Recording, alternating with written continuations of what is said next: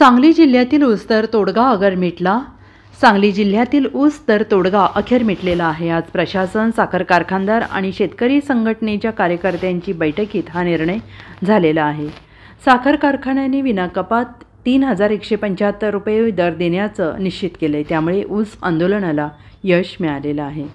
कोल्हापूर फॉर्म्युल्याप्रमाणे सांगली जिल्ह्यातही ऊसाला दर मिळावा या मागणीसाठी गेल्या अनेक महिने आंदोलन सुरू होतं। त्या आंदोलनात स्वतः राजू शेट्टी सहभागी होऊन काटाबंद आंदोलन सुद्धा करण्यात आलं होतं। त्यानंतर जिल्ह्यातील 2 साखर कारखान्यांनी दर जाहीर केला, मात्र उर्वरित साखर कारखान्याने दर मान्य नसल्याने हे आंदोलन चालूच ठेवले। यानंतर प्रशासनाने साखर कारखानदार, शेतकरी संघटना यांच्यात बैठक बोलावली।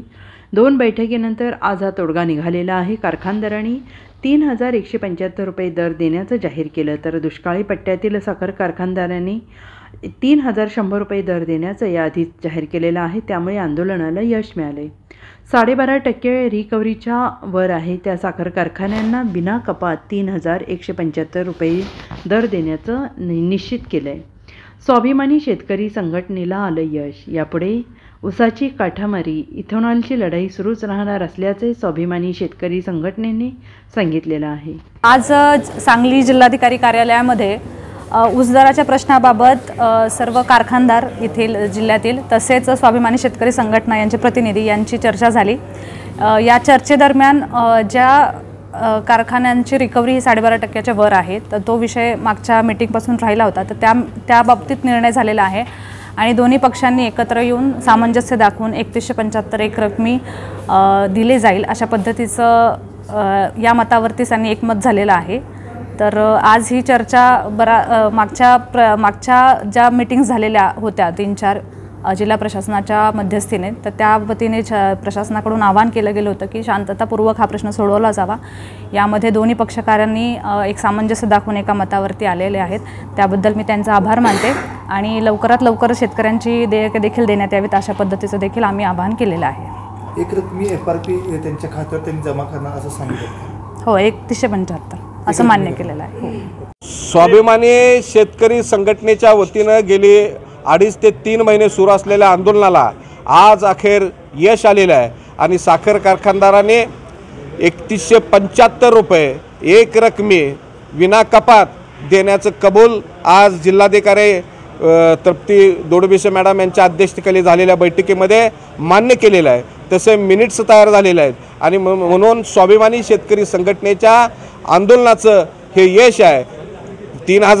3000वरून ते 3100 वर आले, 3100वरून 3150 वर आले आणि आजच्या बैठकीमध्ये त्यांनी 3175 रुपये देण्याचं कबूल केलं आणि स्वाभिमानी शेतकरी संघटनेच्या आंदोलनाला ही फार मोठं यश मिळालेलं आहे। मात्र या यशावरच स्वाभिमानी थांबणार नाही।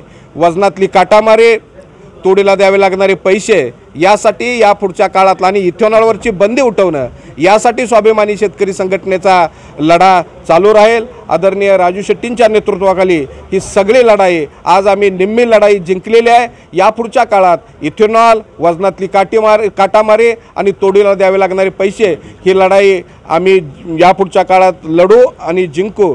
गेल्या वर्षीचं पाठीमागचं 3000 रुपयाच्या आत ज्यांनी 100 दर दिलेला आहे त्यांनी 100 रुपये देण्याचं यापूर्वीच मान्य केलेलं आहे आणि 3000 रुपयाच्या वरती ज्या कारखान्याने दर दिलेला आहे त्यांनी 50 रुपये देण्याचं यापूर्वीच कबूल केलेलं आहे आणि दुष्काळी भागातले जे कारखाने आहेत त्यांनी 3100 रुपये देण्याचं यापूर्वीच त्यांनीच डिक्लेअर केलं होतं। त्यानुसार ते 3100 रुपये देत आहेत आणि राहिलेले सगळे 12 रिकव्हरीच्या पुढचे सगळे साखर कारखाने 3175 रुपये विना कपात एक रकमी पहिली उचल देण्याचं त्यांनी कबूल केलेलं आहे आणि हा स्वाभिमानीच्या आंदोलनाचं यश आहे। या बैठकीसाठी यापूर्वीचे जिल्हाधिकारी राजा दयानिधी, प्रभारी जिल्हाधिकारी तृप्ती दोडबिसे मॅडम आणि पोलीस अधीक्षक डॉक्टर तेली साहेब यांचं प्रचंड मोठं सहकार्य लाभलं।